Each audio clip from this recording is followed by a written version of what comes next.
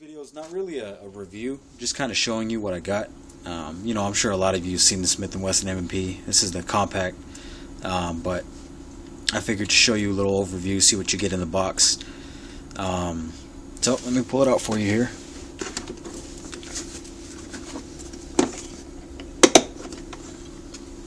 Alright, that's what it's going to look like when you get the box. Open the box.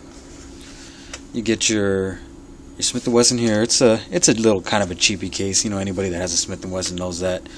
But here, let me just show you what's back here. You get your safety and instruction manual for the M&P pistol, and that it gives you a nice little overview on how to take some of your stuff out and all that good stuff. For anybody that's new, how to clear a misfire, unloading, field stripping, assembly, lubrication, placing the back straps. It's got a reversible magazine release. It shows you how to do that in detail, how to take apart your magazine. And this is one thing I didn't know, and I had just learned this. I didn't know that Smith & Wesson, some of the M&Ps come with an internal lock. You can see that there. That's the model with the internal lock, and that's the model without. And that's how you do that, I guess. And then you also have the one with the thumb safety. And I opted out of the one with the thumb safety, just really for the reason I don't know. It's a striker fired handgun, and it's a concealed carry, and I don't know. Just the thumb safety just seemed unnecessary to me with the design of the pistol. I mean, if that's what you like, then to each their own. But for me, it just wasn't what I was looking for. My wife actually, she really likes this, and this is actually why I got it. Was for my wife. Something a little smaller than the 45 you see off to the side there, and she really likes the way it feels in her hand. I have it set up for her. It's got the small back strap on it now. It feels a little small in the hand. To me, I prefer just a little bit of a bigger grip, but she loves it, and it's really in the house for her. So I'm just going to leave it set up like that. When I take it out, I'm just going to switch out the back strap. It's easy enough. I'll show you how to do that real fast. But this is what you get. You also get the lock. Everyone knows. I don't know if anyone uses these. I don't use them. They kind of just stay in a box, but they're good to have if you ever need them for something. And then you also get your spent casing for the states that require you have that, but the spent casing. Then you also get the help the NRA fight for you and join NRA, save $10. For anybody that's not a member of the NRA, really, guys, you really need to look into that. Your Youth Handgun Safety Act notice. This is all just basic stuff, but this is for anyone that's new to firearms. You're required to get that from your dealer, and I'll put off to the side there. But that's all just there's nothing else back here. That's all just all the crap that you get with all the paperwork and stuff. Let's get down to the nitty gritty here. It comes with the replaceable back straps. Now, one thing I will tell you that I wasn't aware of whenever I was looking at reviews in M&P, these things give. They flex. I thought they were solid, but they're not. Like the XDM, the back straps are solid. They're solid polymer. These have little give to them. If you can see, just showing you that on the camera. And I didn't know that. It was actually kind of a surprise to me that they give. And I guess, if you really think about it, that's a good thing. Maybe it helps with recoil. I'm not sure. I haven't had a chance to fire it yet. I'm going to be taking it out here within the week. But that was interesting to me, because actually when I pulled it out, it had the medium grip on it.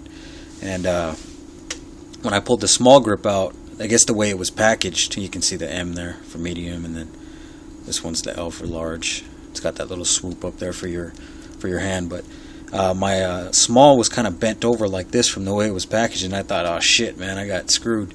Then when I picked it out and I took it out, yeah, they flex. So just in case you didn't know, yeah, they're flexible. So you get those two back straps, and then you also get two magazines. Now you get one magazine that has this pinky extension, or finger extension you want to call, and that's the 40 Smith & Wesson and 357 SIG. This fires. This magazine can can handle both. You know, if you're not familiar with the 357 SIG, it's basically a 40 caliber casing neck down to around a 9mm bullet. You know, actually I have one. Give me 1 second. Let me show you. This is a 357 SIG round, and that's what they look like. It's like a 40 caliber casing, and then it's neck down to a 9. And these are high pressured rounds, and these little son of a bitches are loud, man. If you guys have never had a chance to fire 357 SIG, it's a loud round, and it gets your attention. And I'll show you how that looks when it feeds in there. See, it holds just like a 40 caliber casing, but like I said, just neck down to around 9. And these are actually gaining a lot of momentum. A lot of people are starting to like that 357 SIG round. I believe it's been around for about 20 years or so. And the reason I have this round is when I had my Glock 23, I had got the conversion barrel for it. And I fired a few hundred rounds of 357 SIG, and it's a fun round. It's a little pricey for what it is, but if you're just one of them guys that just likes to try new things, check it out. You know, you can get a barrel for this as well. Get a 357 SIG barrel and a 9mm conversion barrel. I was talking to the gun shop that I bought this at, and he was telling me that you can actually order a 9mm barrel straight from Smith & Wesson. Now, don't quote me on this, guys. I'm not sure if this is 100% fact, but you can actually use a standard stock 9mm barrel and put it inside the M&P. I'm going to give that a shot and see if that works. But you get that with the pinky extension, and you also get the flush fitting magazine. Now, the only issue I have with the flush fitting magazine is that when you're holding it in your hand, you really have no place for your pinky. And that's not really a big deal, but a lot of people, that might be they might not like that. But you know, in a situation when you draw your gun, I don't think really you're going to be worrying about your little pinky, you know, if you carry this concealed. But that's the flush fitting magazine. Yes, it's loaded. I've been carrying it today, and I got to tell you guys, it's pretty damn comfortable. You know, I'm used to carrying the XDM, and here, let me move this stuff off to the side real quick. I'm used to carrying the XDM, and when I carried this today, you can see the size difference there. The M&P is a lot lighter. You know, it's a lighter gun. It's a lighter, you know, it's a different caliber, so it's a lesser grain bullet, and it's just lighter, and it's comfortable to carry. I still prefer the XDM. It's just my preference. The trigger on the XDM I think is a little smoother than the M&P, but I have to shoot it. You know, I can't really give you a definite answer on that, but it's great. I mean, I really like this so far. I'm actually going to carry it a little bit. I got the Nate tactical holster for it, and it works great. It carries real nice. Let me go grab that. I should be more prepared, guys. Sorry about that, but that's what it carries. That's what it carries like in that holster, and it's comfortable. You know, I carried it all day today, and I like it. It's real comfortable. It draws nice enough. I've done a review on that holster before, but that's pretty much it. I could say for now. It's not really a review. Right, sorry about that, guys. Camera got cut off there. Kind of lost my train of thought. But like I said, it's not really a review. It's just a kind of a show and tell. The trigger I think was interesting. I'm trying to get through all this real quick, but it's a two-piece trigger. The gun is clear for anybody that's worried. It's not like the Glock or the XD's trigger where it's got that little part right there, but it's actually a two-piece trigger. If you can see that, you have to actually push that down, and then the trigger will function. It's two pieces, and it's actually kind of interesting. You know, when I was holding it and I pulled the trigger, it's not bad. It's not the best, but it's not bad. You got a loaded chamber indicator. You know, when you put the round in the chamber, you know, you'll see the little bit of brass. You know, I'll go ahead and show you what that looks like. For anybody that's worried, don't worry. You're not going to be harmed with the gun. That's what it looks like when there's a piece of brass in there. You can see that. I'll go ahead and clear the firearm. But yeah, and it's got the stainless slide, and it's got the melanite finish, I believe. And I like that a lot. I like the fact that it's stainless underneath there. That was actually one of its major selling points for me. It's got these I don't know what you'd call these kind of serrations, but man, they are grippy. They get your fingers. You got steel sights. They're like combat style, so you can actually catch your boot or your belt on the back of that sight. They got the three dot sights. You can see there. They're nice and white. I will say that about the difference between the XDM stock sights and the M&P. The M&Ps are a lot more visible. I will give the M&P that. But as I was saying, the only thing I hear, the issue with the M&P sight is that I was watching Hickok 45, and as he was firing his weapon, the paint came out of the front sight. Not that that's really a big thing, because you could always just throw a little bit more sight paint in there, but I heard that's one of the things with the M&P, that sometimes the paint comes out of that front sight.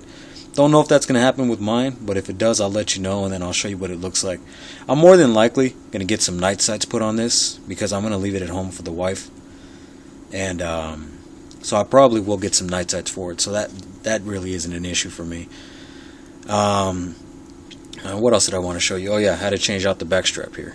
You just go ahead and twist that. You want to get that kind of sideways like that, because if you try to yank it out, it's just a piece of plastic. Let's see if I can get it to focus on there. It's just a piece of plastic, it's just a little nub that gets held in right there. So you want that pretty straight. That way you're not knocking that little nub off after a while. Now, once you take that out, the back strap just comes right off. It's fairly simple how to replace. You pop one of the other ones on. But like I say, it's for the wife, so she likes that small grip on there, so I'm going to go ahead and leave that on there. Oh, and while I have this off, I'll show you how to do a quick field strip. Make sure the weapon's clear, of course. Take the magazine out. Rack your slide. And then if you can see in there, see that little yellow pin right there? You want that down. So, I'm trying to do this through the camera, guys. It's not really the best, but there we go. I can see it better now. You just push that down just like that. See how that's down now? And then you go ahead and you rotate your takedown lever down. Yeah, they're known for doing that, guys. You might need to hold that. And then just release the slide, and it slides right off. And that's how you do your basic field strip. Like I said, it's new. I haven't really had a chance to screw with it a whole lot yet.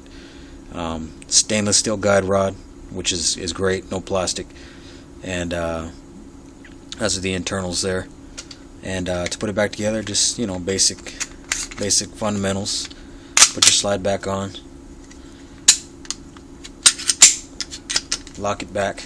Let that rotate forward. I'm sorry if that was off of you. I'm sorry. I'm trying to do this looking through the lens and looking at the gun at the same time. But you get the idea. Just slide the slide back on. Rotate that back. And then get that little lever. Just get with your finger. Just put it back up. And you're ready to rock and roll. There is one other takedown method that I know of. I'm not sure if it's the proper way, but I will show you. It's the same principles. Rack the slide. Make sure the gun's clear. No magazine. Rotate your slide, your takedown lever forward,